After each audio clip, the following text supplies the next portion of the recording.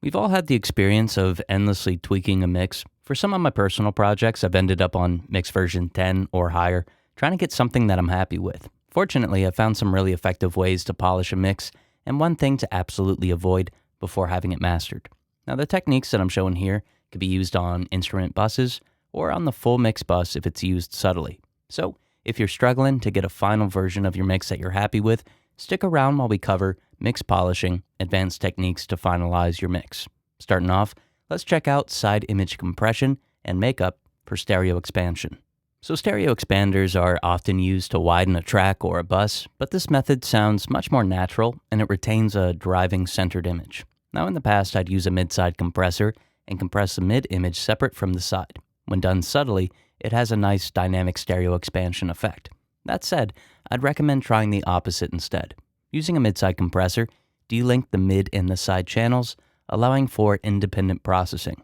Then, on the side image, lower the threshold, likely a fair amount, until you achieve about 1 to 2 dB of attenuation on the mix bus, or more as needed for an instrument bus. Now this should narrow or center the stereo image. However, if you use makeup gain on the compressed side image, you'll achieve a dense and impressive side image. It's an aspect of a mix that rarely gets compressed, but the sound is both unique and often what's missing from a mix. In short, by compressing and then amplifying the side image, we reduce its dynamic range and amplify all of the quieter parts of the signal, resulting in a good amount of detail that's brought to the forefront. Let's take a listen to the effect used on a drum bus in the context of a mix, and then we'll listen to the effect used on the full mix bus. She reminds me of the cold, dark summer's night when I'm staring at the lights and I'm hoping that there could be something more here, but she's looking the other way and I'm wishing I could be something that she could hold on to, but you're not here. She reminds me of the cold, dark summer's night when I'm staring at the lights and I'm hoping that there could be something more here, but she's looking the other way and I'm wishing I could be something that she could hold on to, but you're not here. Next up, I want to show you this extremely practical instrument bus saturation. So after experimenting with different saturators and super complex techniques for about a decade, I found this super simple method. It works almost every time since its effect is so musical. So let's say I have a drum bus, bass guitar, guitar bus, vocal bus, and so on.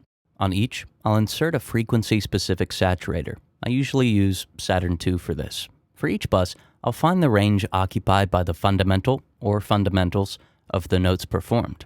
With that range isolated, I'll saturate moderately and use different saturation models for the instruments in a similar range.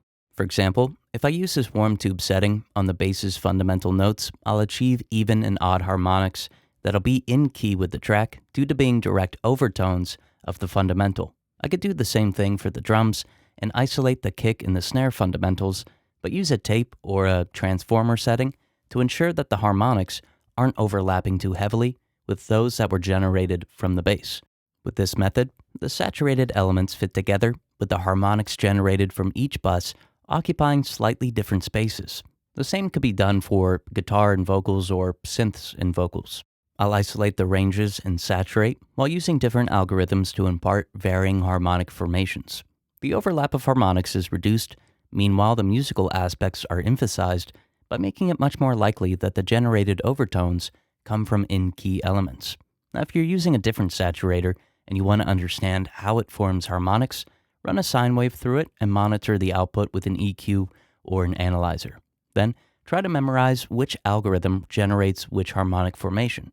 Now, of course, use your ears to confirm what sounds the best as you experiment with various options. Let's take a listen to this method being introduced and notice how full the mix becomes without becoming unbalanced.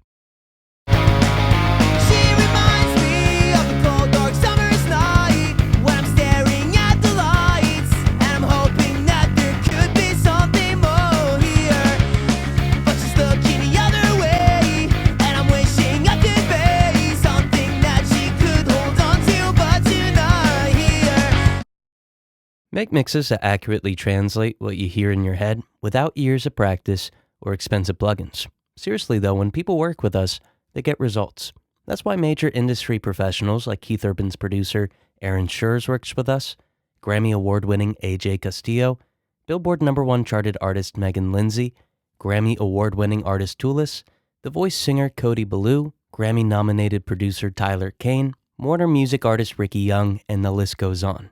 Why waste your time creating mixes that look like this when you can instantly fix the problem by working directly with professionals who have already done what you're trying to do? Watch this entire video, and at the end, learn how you can start making mixes that accurately translate what you hear in your head. Next up, I want to try to convince you to avoid EQ matching with another mix. Now, when EQ matching first came out, I was excited to match the frequency response of my mix to one of my favorite mixes, but I noticed it rarely, if ever, works well. And here's why. So let's assume that we've already matched the amplitude of our mix with the reference mix. Well, first off, we need to ensure that our mix is in the same key as the reference mix. If not, EQ matching will likely attenuate a lot of in-key frequencies while boosting out-of-key frequencies.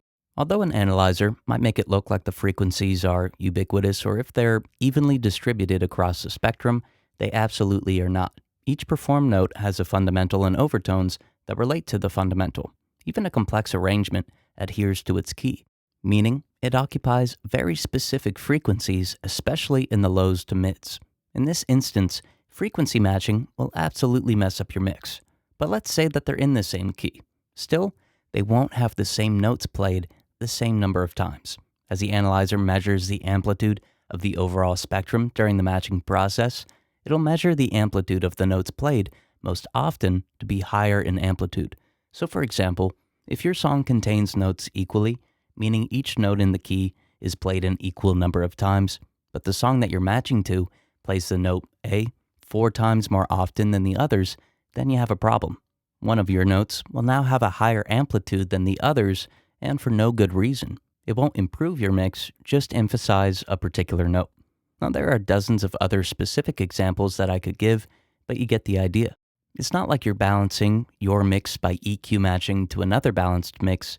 Instead, you're reshaping your mix to one that's been balanced for its specific contents, which, unless you've completely copied this other song, won't be the same contents of your song. So to show this, I'll find a song that's as close as possible to the mix that I'm working on. After matching, notice how nothing is improved. Instead, seemingly random aspects are accentuated and attenuated.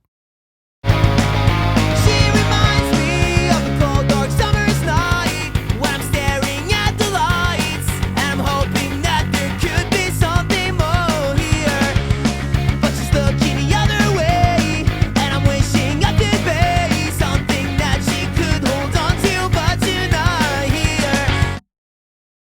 Real quick, I want to cover some extra things to avoid before mastering. Now, most of these are well known, but just in case it's useful, avoid aggressive compression or limiting on the mix bus. Save this type of processing for mastering. Avoid any equalization that causes more than 2 dB of change on the mix bus. If a range is lacking or it's too aggressive, it's best to address it on a track-by-track basis. Avoid high-pass filters greater than 12 dB per octave on an instrument bus or on the mix bus. The phase rotation around the filter will emphasize frequencies above the band as well as interfere with transients. And of course, ensure that no peaks exceed 0 dB by the time that the signal hits the stereo output. It's alright to go over on individual tracks or instrument buses, since DAWs use 64-bit processing, but by the output, it needs to be below 0 dB true peak. Make mixes that accurately translate what you hear in your head, without years of practice or expensive plugins. Seriously though, when people work with us, they get results. That's why major industry professionals like Keith Urban's producer Aaron Schurz works with us, Grammy Award-winning AJ Castillo, Billboard #1 charted artist Megan Lindsay, Grammy Award-winning artist Toulis, The Voice singer Cody Ballou, Grammy-nominated producer Tyler Kane, Warner Music artist Ricky Young, and the list goes on. Why waste your time creating mixes that look like this when you can instantly fix the problem by clicking the link in the description and working directly with professionals who have already done what you're trying to do? We've helped 2,346 clients make mixes that accurately translate what they hear in their heads without years of practice or expensive plugins, and it'll work for you too. Click the link in the description and get direct access to us for custom analog mastering, one-on-one mixing feedback, in-depth mixing and mastering courses, and our thriving community. Click the link in the description now to start making mixes that accurately translate what you hear in your head.